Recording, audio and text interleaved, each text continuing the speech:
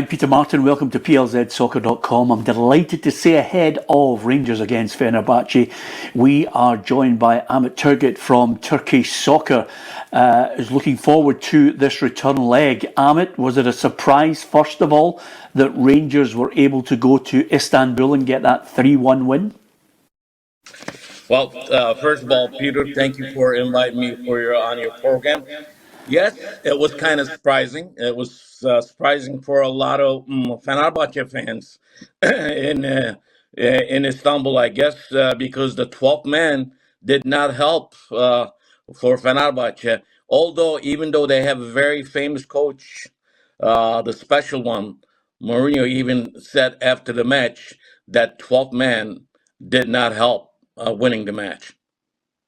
You watching Fenerbahçe on a regular basis and understanding the qualities that they possess. What went wrong in your mind?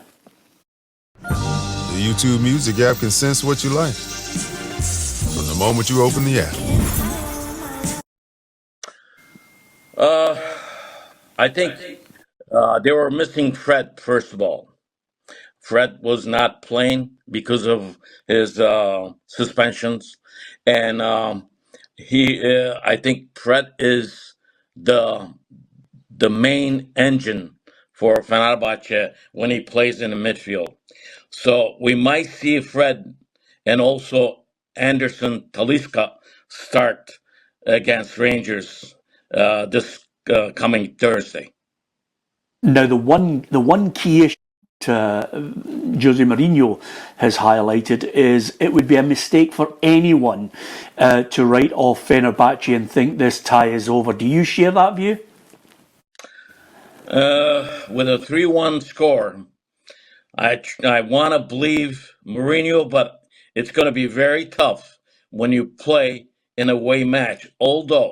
Even though Fenerbahçe has been doing good in away matches, especially in European competitions. That's not the case with Rangers, I think. And, with interim coach, I think in the first match, Barry Ferguson, I think he outplayed with change of formation. He outplayed Mourinho in the first match. There's a big question here that because Fenerbahçe will have to come out and have to try and get a goal, whether it's early or at a certain key point in the match, that might play into Rangers' hands. What do you anticipate that Mourinho's tactics will be in this game? Everyone says that, but I think Mourinho, who's very good on defense, I think he made this huge mistake in the first match playing three-man defense.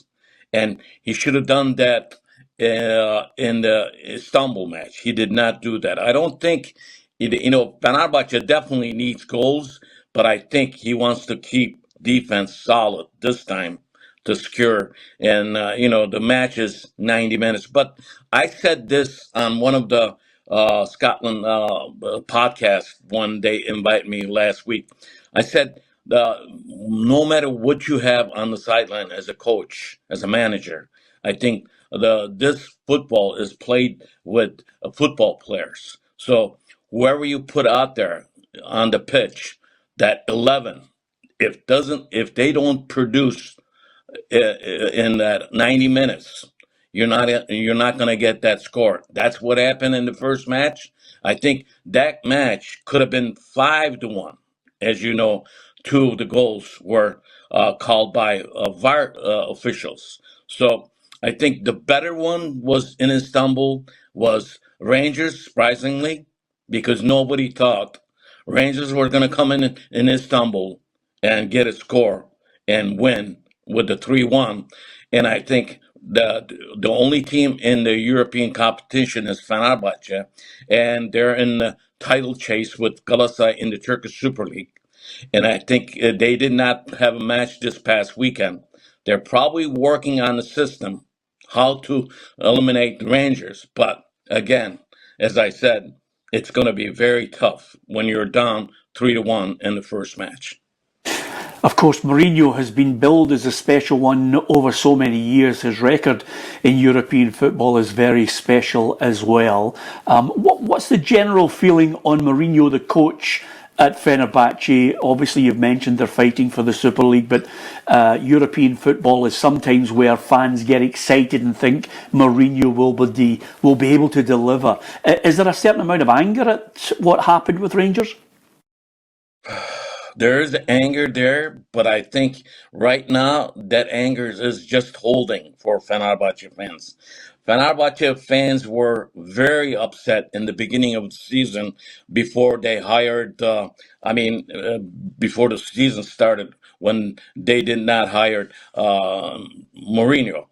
Since Mourinho came in, that stuff is put away, and fans are still with the team, with the coach. Also, as you know, Fenerbahçe is the president is one of the richest people in Turkey, who is Ali Koç. There's a lot of people that against Ali Koç. They don't want him there, but I think now the team is chasing the title, and the gap is, it's between Galatasaray and Fenerbahçe. So we'll see what happens. But losing this match against Rangers in Scotland, that we will see the fans will talk more aggressively after this match if they don't go through. And Ahmed, I've got to ask you, based on what you witnessed with Rangers and the way they played in Istanbul, what do you think is going to happen in the return leg? Well, I said this on my podcast before the first match. I said that Rangers were a young team, very physical team. They're going to run Fenerbahçe players all game, which they did.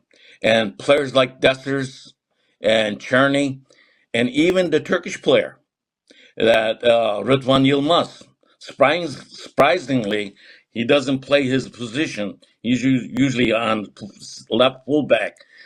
Being on right fullback, he did very good. Also, the Istanbul-born kid, that George Haji's son, came in and he tried to do something. I think overall, I think the goalkeeper was better than Turkish goalkeeper.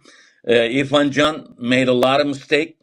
I think this is going to be the match for the goalkeepers. Like I said, I think Tadic and Talisca and Fred will start. Dzeko might not start in this match, I think, because we saw Dzeko is getting old. He was very slow up front, and there were no wings bringing the ball to Dzeko. I think you will see changes like you will have Andrea Talisca will start in for Dzeko. Give me your prediction then, Amit. What do you think is going to happen? Who's going through? Well, with the 3-1 down, Peter, Fenerbahçe, if they could win it, but I think playing in the home field for Rangers, it's going to be tough. I'm going to call it 2-1 Rangers. Amit, it's an absolute joy to speak to you and great to get your insight into Fenerbahçe and what we are really looking forward to in this match. Thanks again for joining us in PLZ Soccer. Thank you very much, Peter. We'll see you next time. Thanks.